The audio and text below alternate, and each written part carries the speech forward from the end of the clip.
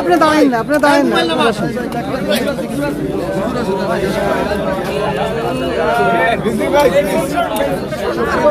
ভাই সামনে থাকা ভাই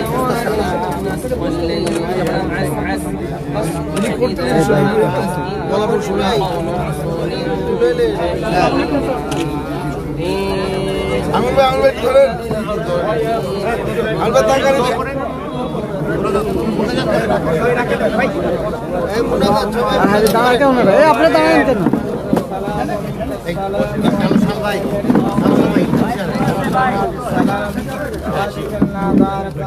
السلام تبارك ربنا وتعالى يا ذا الجلال والإكرام آمين لي ولوالدي وللمؤمنين يوم يقوم الحساب رب ارحمهما كما ربياني صغيرا اللهم بارك لنا في رجب وشعبان وبلغنا رمضان يا عزيز يا غفار يا رب العالمين মওলাই করিম ঐতিহাসিক ইয়া আল্লাহ 2015 সালের এই দিনে আল্লাহ আপনার প্রিয় বান্দা আল্লাহ আরাফাত রহমান কোকো সাহেব আল্লাহ কবরে যাত্রী হয়ে শুয়ে আছেন। আয় আল্লাহ পাক আল্লাহ বিএনপির মওলাই করিম যুগ্ম মহাসচিব জনাব রুহুল কবির রিজভী আমিনুল ইসলাম ভাই সহ নেতৃবৃন্দ আছেন। আল্লাহ কোরআন খতম কোরআন নেতৃবৃন্দ সকলে আছেন। আল্লাহ পাক মৃত্যু থেকে শুরু করে আল্লাহ দোয়া কালাম তেলাওয়াত আল্লাহ ওনার আত্মার মাগফিরাতের জন্য আপনি কবুল করে নিন আমিন। আল্লাহ সর্বপ্রথম ইয়া সাহাবের হাদিয়া নবীজির রওজা মুবারক সোনার মদিনায় পৌঁছে দিন আমিন। আল্লাহ নবীজিকে ওসিলা করে সমস্ত আম্বিয়া ইকরাম সাহাবায়ে কিরাম তাবেঈন আইম্মায়ে মুস্তাহিদিন বুজুরগানি দিন রূহ মুবারক পৌঁছে দিন আল্লাহ। শাবান মাস বরকতের মাস, এর ইজ্জতে বরকতে আমাদের সকলের দোয়াকে কবুল করেন আমিন। রব্বুল আলামিন সাবেক রাষ্ট্রপতি জিয়াউর রহমান সাহেব আল্লাহ শুয়ে আছেন, আল্লাহ উনার আত্মার ইয়ার সবের হাদিয়া পৌঁছে দিন আল্লাহ। পাশে শুয়ে আছেন আল্লাহ কেন্দ্রের প্রধানমন্ত্রী দেশনেত্রী আল্লাহ আবু সিং নেত্রী বেগম খালেদা জিয়া শুয়ে আছেন, ওনাকে আপনি মাফ করে দেন আমিন। দল মত নির্বিশেষে সকলে ওনাকে শ্রদ্ধা করি মওলাই করিম ইয়া আল্লাহ ওনাকে আপনি জান্নাতুল ওনাদের উভয়কে জান্নাতুল ফেরদৌস দান করুন আমিন। আল্লাহ জানাব তাই আল্লাহ আপনি কবুল মঞ্জুর করেন আল্লাহ। আমিন। বুদ্ধিমত্তায় আল্লাহ দলকে দেশকে আল্লাহ জাতিকে আল্লাহ সঠিক নেতৃত্ব দিতে পারে কবুল মঞ্জুর করেন আমিন। আল্লাহ বনানীর কবরস্থান সহ সারা বিশ্বের গুরুস্থানে যত মুর্দাগান আছেন সবাইকে মাফ করে জান্নাতে আল্লাহ আপনি আমাদের সকলের দোয়া কবুল করেন আল্লাহ তাকাব্বাল মিন্না ইন্নাকা আনতাস সামিউল আলিম ওয়া তুব আলাইনা ইয়া মাওলানা ইন্নাকা আনতাত তাওয়াবুর রহিম বিরহমাতিকা ইয়া আরহামার রাহিমিন।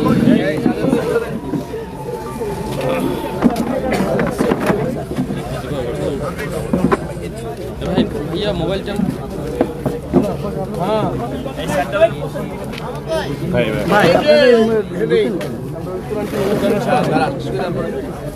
ভাই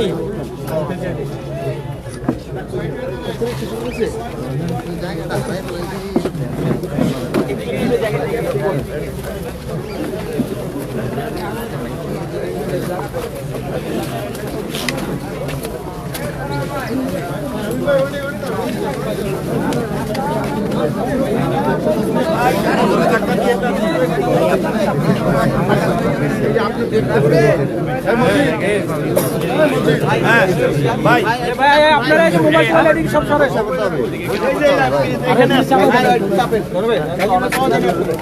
আরো দিকে চাপাই দেন আপনারা ভাই ভাই আরো চাপতে হবে ভাই হিসেবে একবার আপনি আমি বিটিভির মাইক্রোফোনটা ডাউন করেন আরো অঙ্গ সংগঠন সবাই সম্মিলিত হবে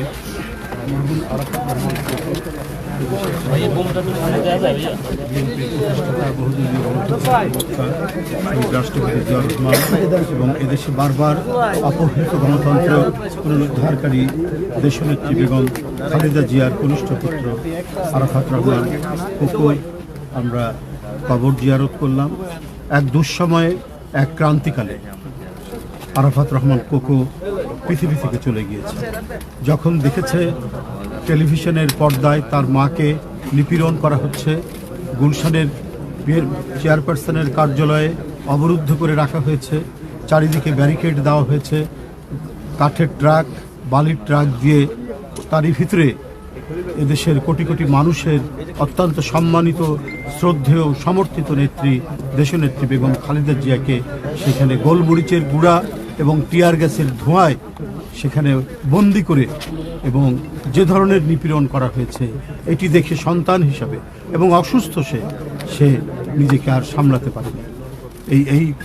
এই ধরনের দুঃখজনক ঘটনা, এই ভীতিকর পরিস্থিতি, সে তার হৃদযন্ত্রের ক্রিয়া বন্ধ হয়ে সে পৃথিবী থেকে চলে যায়। আমরা সেই ভয়াবহ এক দুঃসময় পার করেছি, সেই এক ভয়ঙ্কর ক্রান্তিকাল আমাদের পার করতে হয়েছে। কিন্তু পার করতে গিয়ে জিয়া পরিবারের উপর যে নিপীড়ন হয়েছে, নির্যাতন হয়েছে, তা ভাষায় বর্ণনা করা যায় না। এটা বর্ণনার অতীত একটি ঘটনা। জিয়াউর রহমান এবং বেগম খালেদা জিয়ার জ্যেষ্ঠ পুত্র তারেক রহমান, তাকে আগেই তাদেরই আন্দোলনের ফসল 111-এর সরকার তাকে শারীরিকভাবে নিপীড়ন, নির্যাতন করা হয়েছে। তাকে দেশ থেকে চলে যেতে, তাকে দেশ থেকে বের করে দেওয়া হয়েছে। একরকম এই ধরনের বাধ্যতামূলক আচরণ করেছে। তারপরে লন্ডনে গিয়ে সেখানে তিনি চিকিৎসাধীন ছিলেন, সেখান থেকে চেষ্টা করেছেন এদেশে গণতন্ত্র ফেরানোর জন্য। আপনারা জানেন, তাকেও আইন করে তার কথা বলা বন্ধ করেছিল শেখ হাসিনা। সে যাতে ফিরতে না পারে তাই একের পর এক মিথ্যা মামলা দিয়ে সাজা দিয়ে যাচ্ছে। মানে নিপীড়নের এমন কোনো ধারালো অস্ত্র নেই যেটা জিয়া পরিবারের উপর সেটা নামিয়ে নিয়ে আসা হয়নি। দেশনেত্রী বেগম খালেদা জিয়া, জ্যেষ্ঠ পুত্র তারেক রহমান এবং আরাফাত রহমান কোকো কেউ শান্তিতে এবং নিজ গৃহে বসবাস করতে পারে। এই বিষাক্ত পরিবেশ সেই সময়ের ফ্যাসিবাদের দোসর এবং তার যে প্রধান প্রতিভূ, তারা এইটি করেছে।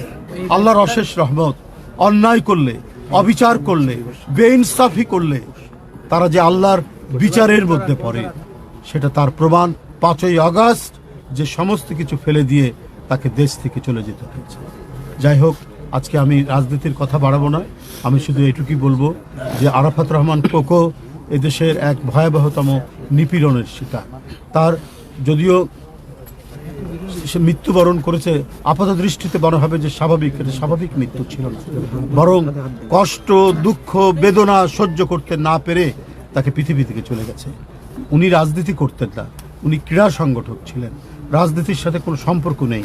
শুধুমাত্র বেগম খালেদা জিয়ার পুত্র, জিয়াউর রহমানের পুত্র, এই কারণে তার বিরুদ্ধে মিথ্যা মামলা, এই কারণে তাকে নানাভাবে সেই 111-এর সরকার, মঈনুদ্দিন ফখরুদ্দিন থেকে শুরু করে ক্রমাগতভাবে শেখ হাসিনা তার বিরুদ্ধে মামলা দিয়েছে এবং তাকে মানসিকভাবে নিপীড়ন এবং যন্ত্রণার মধ্যে রেখেছে বলেই সে পৃথিবী থেকে চলে গেছে। আমরা এখানে যারা নেতৃবৃন্দ উপস্থিত রয়েছেন সবাই আল্লাহর কাছে তার আত্মার মাগফিরাত কামনা করছি। আল্লাহ যেন তাকে বেহেশত নসিব করেন, আল্লাহ যেন দেশের নেত্রী বেগম খালেদা জিয়া বেহেশত নসিব করেন। তিনি নিপীড়ন সহ্য করতে করতে তিনিও পৃথিবী থেকে চলে গেছেন। আল্লাহ আমাদের এই দলের প্রতিষ্ঠাতা, যার চিন্তা, দর্শন এবং আদর্শ নিয়েই আমরা যাতে চলতে পারি, সেই শহীদ রাষ্ট্রপতি জিয়াউর রহমানের আমরা আত্মার মাগফিরাত কামনা করছি। আমরা সুস্থতা কামনা করছি আমাদের দলের চেয়ারম্যান জনাব তারেক রহমানকে, যিনি বিভিন্ন ধরনের স্বৈরাচারী সরকারের অনিয়ম, নিপীড়ন, নির্যাতন ভোগ করার পরেও দলের যে নেতৃত্ব দৃঢ়তার সাথে, দৃঢ় প্রত্যয়ের সাথে দিয়ে যাচ্ছেন, এই জন্য আমরা তার দীর্ঘ হায়াত দারাজ কামনা করছি। তিনি দীর্ঘায়ু হন এবং এদেশের জাতীয়তাবাদী শক্তি, দেশপ্রেমিক শক্তি এবং স্বাধীনতা সার্বভৌমত্বে যারা বিশ্বাস করে, সেই শক্তির পক্ষে তার যে অটুট নেতৃত্ব, সেই নেতৃত্ব যাতে তিনি দিয়ে যেতে পারেন। ধন্যবাদ। গতকালকে এনসিপি একটা অভিযোগ করেছে রাতের 10:30টার দিকে, 9:30 10:30 থেকে আনুষ্ঠানিকভাবে, যে মধ্যরাতে মাইক বাজিয়ে তারেক রহমান সহ বিএনপির নেতাকর্মী যারা আছেন তারা নির্বাচনী আচরণবিধি লঙ্ঘন করছেন। এই বিষয়ে আপনাদের অফিসিয়াল বক্তব্য এটা অফিসিয়াল সম্পূর্ণ সর্ববিভাবে মিথ্যা। আপনারা দেখেছেন যে নির্বাচন কমিশনের অনুরোধে উনি উত্তরবঙ্গের সফর, তার নিজের যে জেলা সেই বগুড়া, এবং তিনি যাচ্ছিলেন কবর জিয়ারত করা, যে আবু সাইদের কবর জিয়ারত করতে, সেইটা তিনি কি বলে যে বাতিল করেছেন। বাতিল করেন যেদিন থেকে নির্বাচনী কর্মকাণ্ড করা যাবে ঠিক সেই দিন থেকেই তিনি দেশের একজন প্রখ্যাত সুফি সাধক হযরত শাহজালাল রাদিয়াল্লাহু আনহুর মাজার জিয়ারত করে তিনি সেখান থেকে শুরু করেছেন। বরং এটা একটি পরিকল্পিত হাইপার প্রোপাগান্ডার অংশ। জনাব তারেক রহমান তিনি তার যে ডিসেন্ট কথাবার্তা, তার যে চমৎকার বক্তব্য এবং জনগণের সাথে সম্পর্কিত এবং জনগণের সাথে মিথস্ক্রিয়ার মাধ্যমে তার বক্তব্য যে আজকে প্রশংসিত হচ্ছে, তার নেতৃত্ব যে আজকে সারা দেশের মানুষের কাছে গ্রহণযোগ্য, এটিকে মেলাইন করার জন্য, এটি জনগণের কাছে বিভ্রান্তি তৈরি করার জন্য কথা বলা হচ্ছে। ধন্যবাদ।